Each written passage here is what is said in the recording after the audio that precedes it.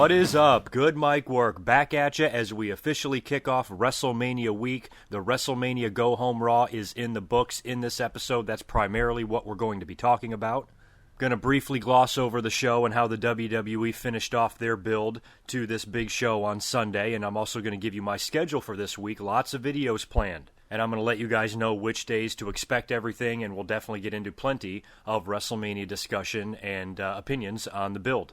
Just want to start off by saying that I will be releasing a WrestleMania predictions video completely separate from this Monday Night Raw. Most of the time for pay-per-views, I combine the Go Home Raw with the pay-per-view predictions, but I want to do two separate videos here because I want to wait until the SmackDown tapings take place, and I want to take a look at those and see if we get any final news on the WrestleMania card itself. That way my predictions are complete and I'm not missing any matches. I plan on releasing that this Wednesday, so in 2 days you will have my full, complete WrestleMania predictions and discussions and opinions on what I think might actually take place on the show.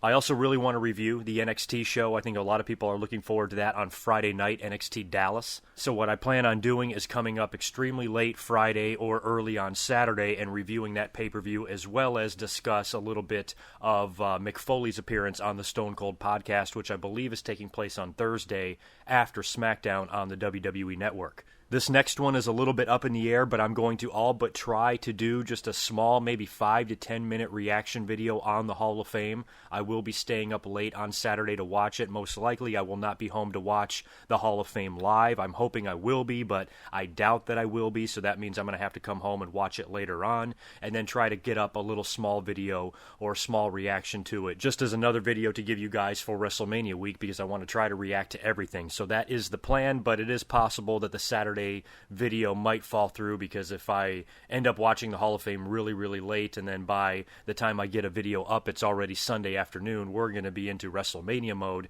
and there's not going to be too much time to think about the Hall of Fame. But of course, Sunday night after WrestleMania itself, I will be up here with my full WrestleMania results and reaction video, and then the night after the post-WrestleMania Monday Night Raw has concluded, I will come up and review that as well. So that's about 5 or 6 videos you're going to get here in the next 7 days. So say what you want about WrestleMania this year, the strength of the card, and how strong or weak the show might be. I'm still excited for WrestleMania week. It should be a lot of fun. Let's all go through it together and try to make the best of it. Let's get into Monday Night Raw. First of all, I just want to say, for the few people that have requested the audio be turned up a little bit in my commentaries, I know I don't turn it up full blast or anything like that, but I never realized I even had it too low. For some people, I guess they're saying they have to turn their volume way up to be able to hear me at a reasonable level. I have never had that problem on my end. I've listened to this on televisions, on computers, on headsets, on iPhones, on everything imaginable, and I've never noticed that the volume was too low. But since I've had that request more than one time, I did attempt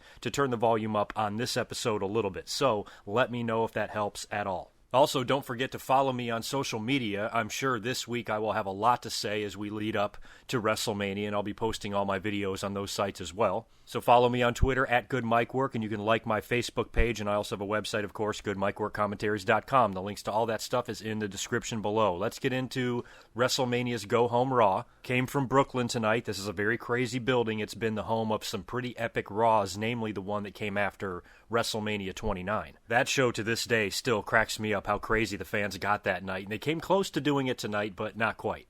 We had a feeling WWE was going to have to really try to knock one out of the park tonight. This is their final chance to get people excited for WrestleMania. I thought the show started off on a great foot. We're going to go right in order. Instead of me skipping around like I normally do, we will go from beginning to end as far as what happened. And the show opened up with a big confrontation between Shane McMahon and The Undertaker. The Undertaker opened up the show by coming down to the ring first, started cutting a promo about his match with Shane McMahon at Hell in the Cell and Vince McMahon and the whole situation surrounding this big angle, and then he's interrupted by Shane McMahon, who comes down to the ring, and they start talking a little bit of shit to each other, and a couple of near-low blows as well. Shane McMahon brings up that The Undertaker's legacy died 2 years ago at WrestleMania when he lost the streak to Brock Lesnar. Undertaker told Shane he was Vince's personal bitch since the moment he was born, so you got a lot of oohs and ahs out of the crowd. Finally, Shane can't take it anymore, attacks The Undertaker. He's actually the aggressor in this thing, if you can believe that. Starts hitting him with all of his crazy punches. They brawl out to the outside of the ring. Shane McMahon ends up getting The Undertaker on the table, and in a spot that I cannot believe. I mean, you talk about risking everything, for one big good moment between these two guys to really cement the build of this match.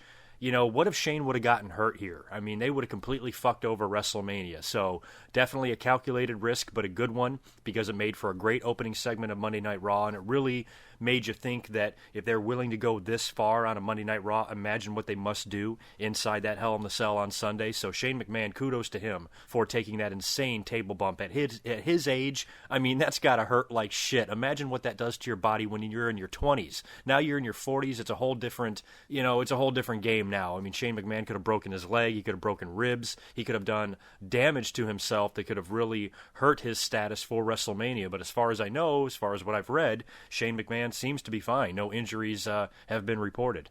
I'm excited for the Hell in the Cell match between The Undertaker and Shane. I mean, there's so much at stake here, and it could really be the beginning of what could be maybe a new era in the WWE. A lot of us are sensing and possibly foreseeing a brand split or some sort of a separation of the talent in the future. There's a few signs that are kind of pointing to that.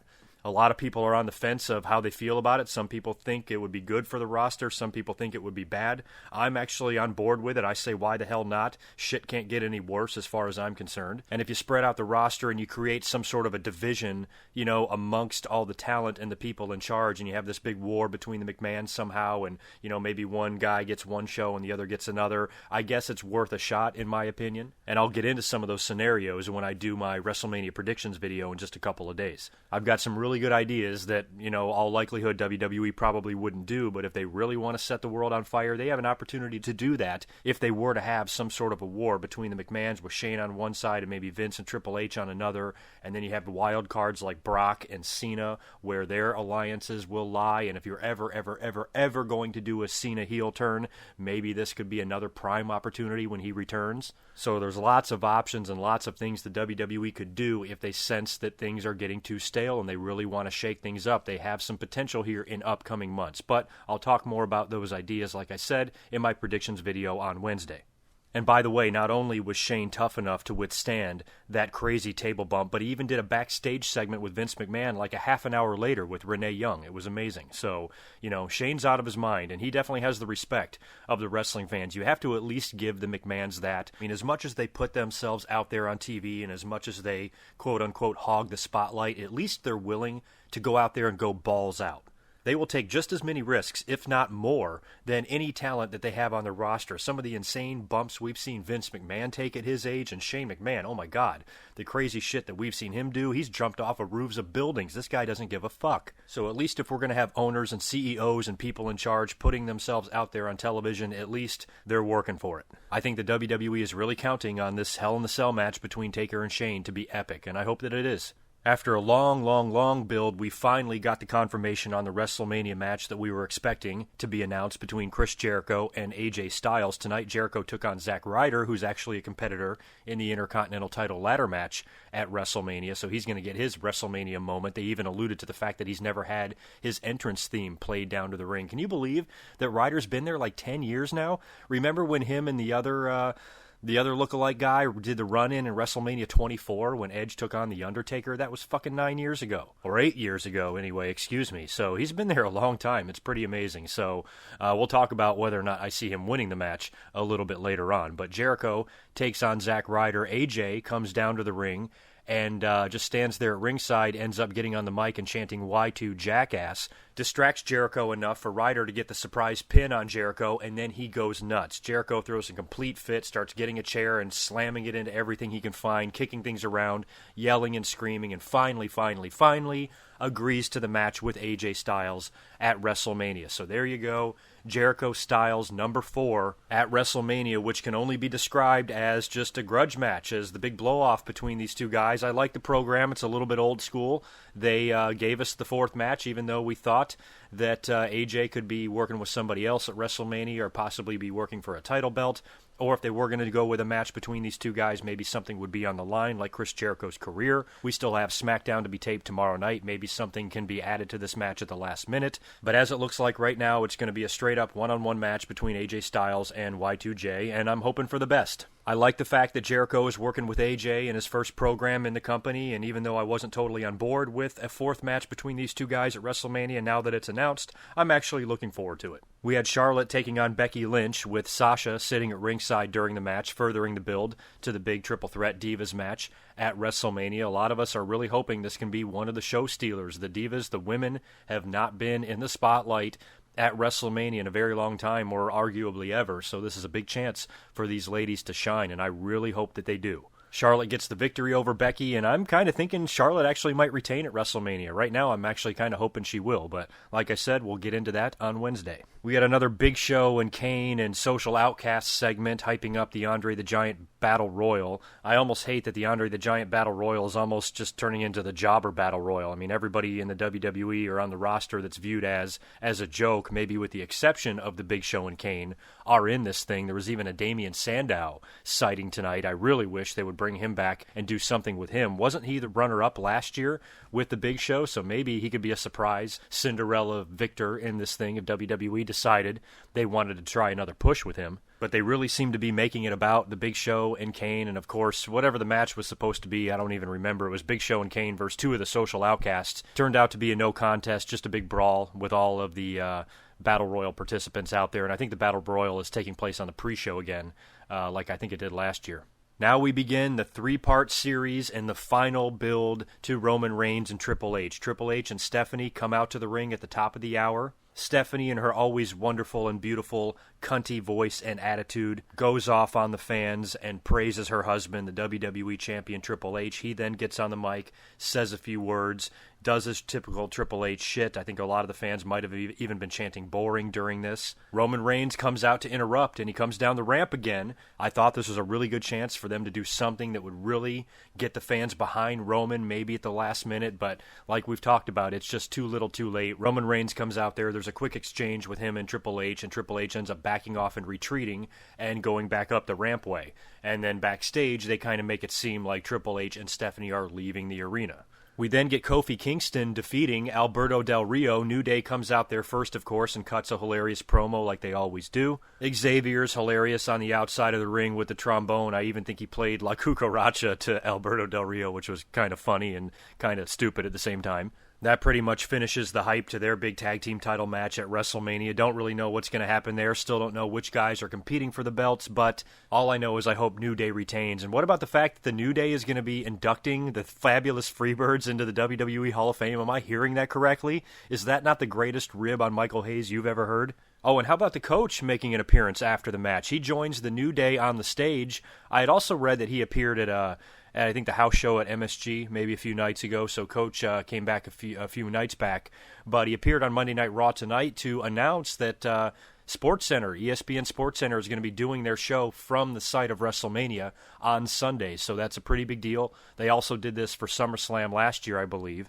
And the WWE and ESPN partnership is a pretty big deal for the WWE. I still think it's crazy when I see WWE-related shit on SportsCenter. A lot of hardcore sports fans don't like it. They're like, oh, why is ESPN covering WWE? But from a wrestling fan's perspective, it's, that's about as mainstream as it gets right there. So that's pretty awesome that WWE is able to land this agreement with them and have ESPN actually cover WWE, because they never have before in the past. And for them to come, live and actually do their show there like they would a Super Bowl or another big sporting event, for them to come live from the site of WrestleMania is a pretty fucking huge deal. So good for the WWE. We cut backstage to a Roman Reigns promo next. Now, I guess he took on Bubba Ray Dudley on SmackDown last week. So Bubba interrupts the promo and tries to goad Roman Reigns into a fight. Roman, of course, is completely blind and a stupid babyface because he can't see that this is clearly going to be an ambush. And he gets in Bubba's face, and then Devon shows up, so now it's 2-on-1. They start brawling. Triple H, of course, comes out of the shadows, beats the hell out of Roman Reigns, holds the title belt in his face, and says, "You're never going to have this," and humiliates him and all of that. So they're trying to do everything they can do to get the fans to cheer Roman Reigns, but they're just going about it all wrong, and it's not working at all. As a matter of fact, the fans were cheering when Triple H said, "You will never have this." So that's why my suspicions are still that WWE cannot be as stupid as Roman Reigns was in that segment. They gotta have something up their sleeve. When the fans are openly cheering for a heel that is being such an asshole and so cowardly ambushing and beating up Roman Reigns and throwing all these obstacles in his way and abusing his power the way he is, for the fans to still actually prefer that over Roman Reigns. And on top of that, this is Triple H we're talking about here, the guy that's had a ton of heat throughout his wrestling career because he married the boss's daughter and he buries everybody and he's always on top and he hogs the spotlight. This is the guy that fans prefer over Roman Reigns, a new guy, a young guy that hasn't been here for very long. It's amazing the way the tides swing in professional wrestling, but that's really what the fans want, and that's clear. You can hear it every single week on TV. So the WWE, I think, is going to have to take notice of that, and they got to give us something. They have to give us something. We'll get into more of that on Wednesday.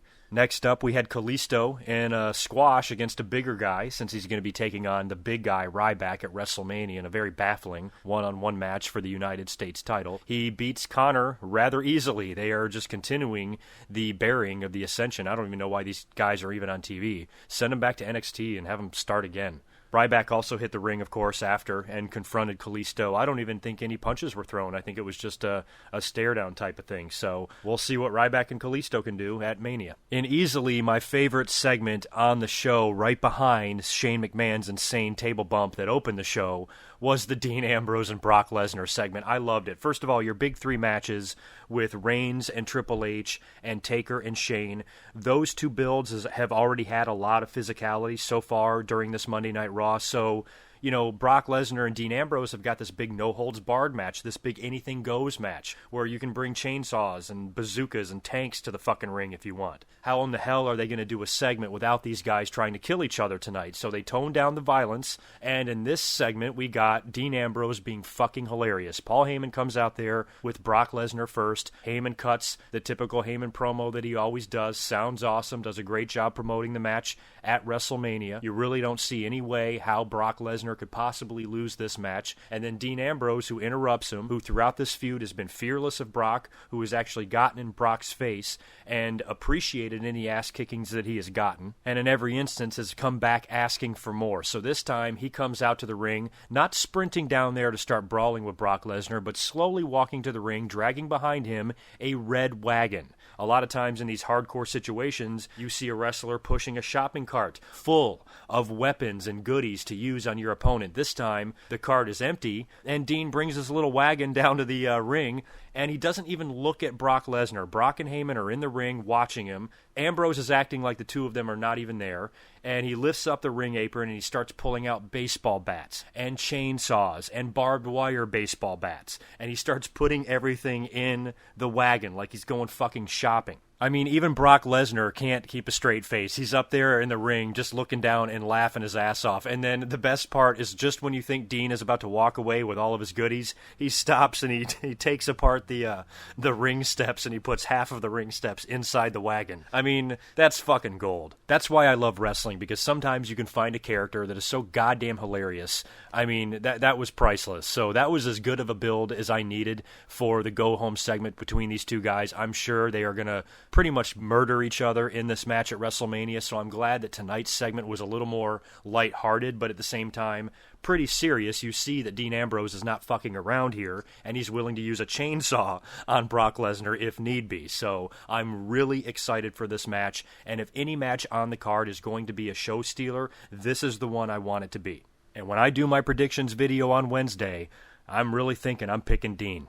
Next up, we had Emma defeating Paige in a build-up to that Divas match thing that they're doing with all these divas involved. I guess it's Team Bad and Team Blonde versus Team Total Divas.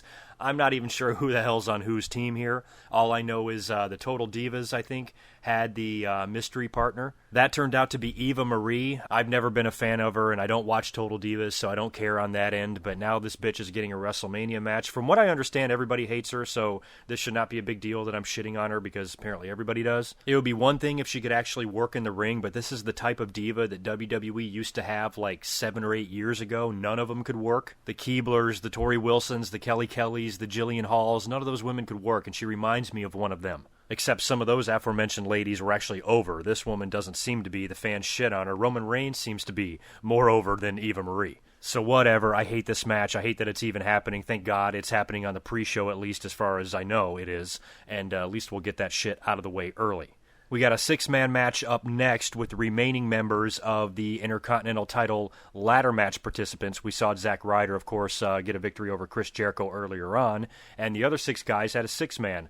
On one side, you had Kevin Owens, Stardust, and The Miz taking on Ziggler, Sami Zayn, and Sin Cara. And Zayn's team won when Sami Zayn pinned Kevin Owens. So, you know, they're hyping up that one-on-one match in the future, and that can still be a great Intercontinental title feud, especially if Kevin Owens winds up retaining at WrestleMania, which I hope he does. Fans were out of their minds during this match, too, chanting everything from CM Punk to, they might have been chanting JBL again or Byron Saxton. They were definitely chanting announcers. They were chanting RVD. I mean, everybody that you can think of. So I don't know why the fans couldn't get interested in a match that involved guys like Zayn and Owens and Ziggler. I mean, these guys aren't exactly hated by the internet wrestling community. So why the fans in Brooklyn on this night decided to act like assholes, I have no idea. But, you know, it was kind of a boring, uneventful match that really was just you know, a way to give these guys all involved in a segment on Monday Night Raw leading up to the big ladder match at WrestleMania. And finally, our main event segment was going to be Triple H and Stephanie again coming out to attempt to finish the promo that they weren't allowed to finish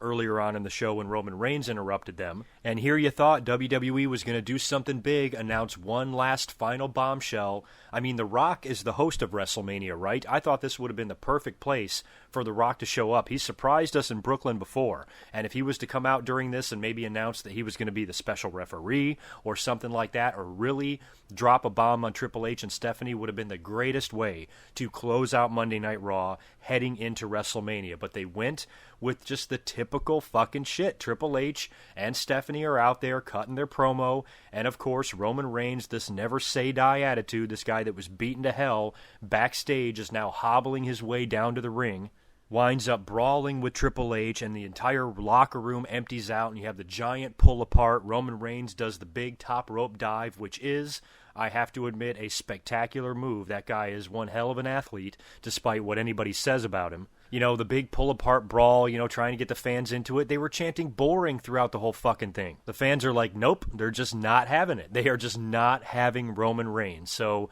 they're trying to book this and ignore the fans' reaction all they can. Triple H, it seems like he really wants to do for Roman Reigns what he did for Batista back at WrestleMania 21, but it's not working out. I mean, the fans, I've never even been a big Batista fan, but even in 2005, during that feud, the fans were behind Batista. They're not behind Roman Reigns at all, which is weird because I actually think Reigns is a little bit better than Batista, in my opinion. So my only guess is the fact that we didn't get any sort of a big surprise or big run-in by The Rock or maybe even a John Cena who was rumored to appear on the show. I thought we would maybe get one more final piece of information or one final wild card tossed into this main event situation, but we did not. And the only thing I can think of is WWE is just saving it all for WrestleMania.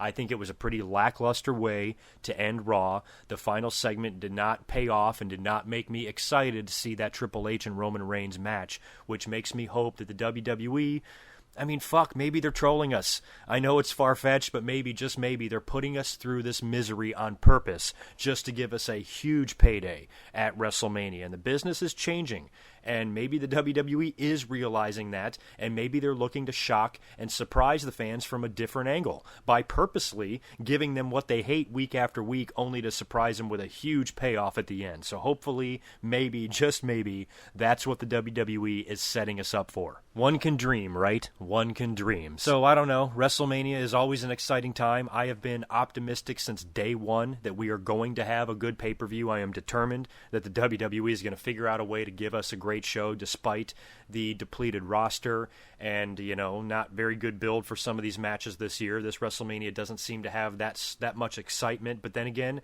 last year didn't either, and it turned out to be a pretty damn good show. So I have high hopes for this WrestleMania, and I'm going to go out on a limb and give you an early prediction that the show will in fact be good. And Sunday night after the pay-per-view, I will not have to come up here and bitch at the WWE.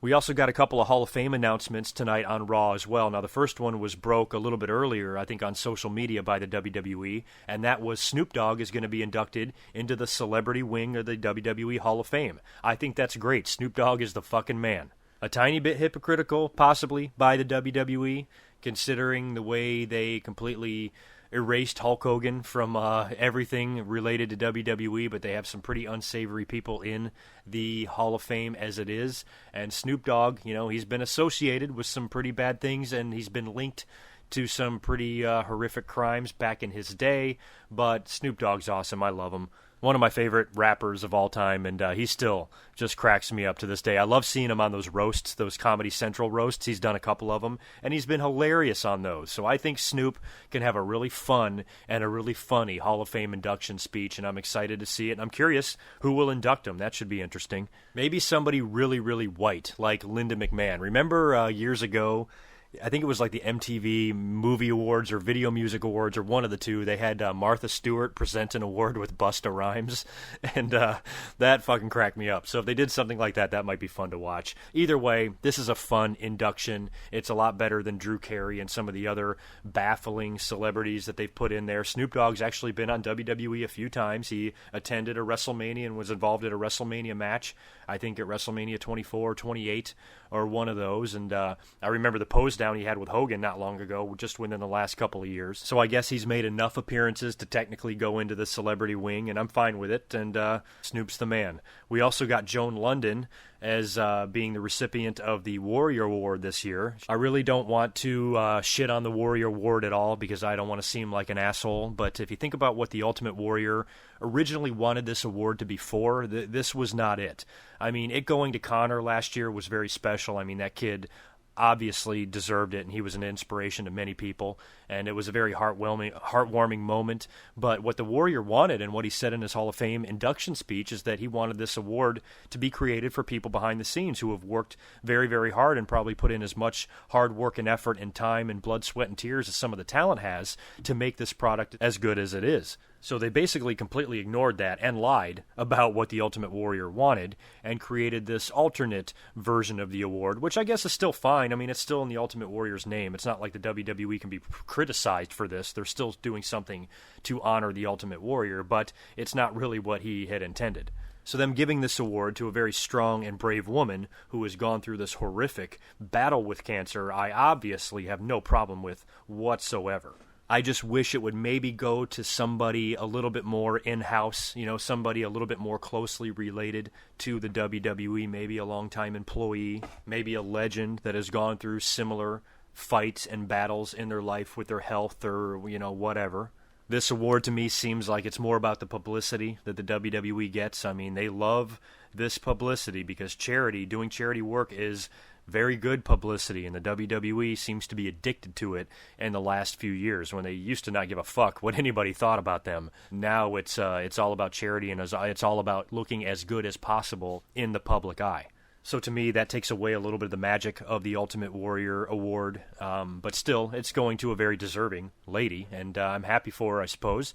And WWE always has their people on Good Morning America, and it serves them right to be in good standings with ABC and some of the people there and their personalities. So congrats to Joan London. Even though inductions like this are wrapped up in a little bit of controversy and politics, it doesn't take away from the fact that she's incredibly deserving of it, and anybody that fights this battle is deserving of an award like this. So that is it for tonight. I am out of here. Don't forget, as I've mentioned several times throughout this commentary, this Wednesday night, very late on Wednesday night, I will be up here with my full WrestleMania 32 predictions, match by match.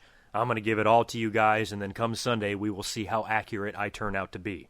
And remember, after that, I'll be up here on Friday night reviewing the NXT Dallas show, as well as mentioning Mick Foley's appearance on Stone Cold Steve Austin's podcast. I'm going to try to be up on Saturday night for a very brief reaction to the Hall of Fame. And, of course, Sunday, after WrestleMania 32, I will be up here with a full reaction video, as I will also be for the post-Mania Monday Night Raw. It's going to be a fun week, and it's going to be a pleasure to experience it with all of you. I will catch you in just a couple of days. Until then, peace.